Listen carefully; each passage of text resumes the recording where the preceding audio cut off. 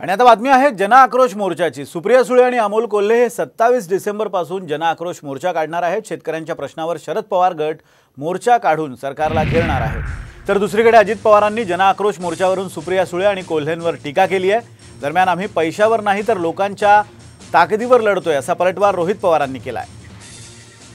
आता 27 तारखेपासून जनआक्रोश मोर्चा 27 ते 30 अमोल दादा आणि मी एकत्रपणे करतोय।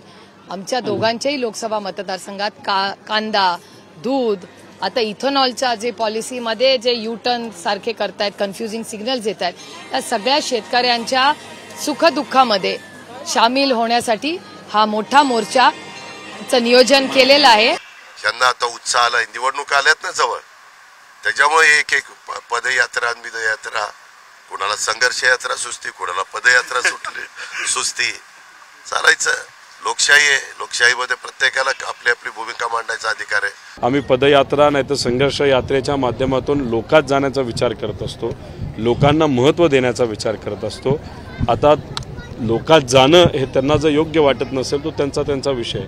काय शेवटी आम्ही लोकांच्या हिमतीवर, लोकांच्या ताकदीने लढणार आहोत आणि जे सत्तेत आहेत ते पैशाच्या ताकदीवर आणि अहंकाराच्या ताकदीवर लढणार आहे, तो त्यांचा विषय, आम्ही आमचा विषय।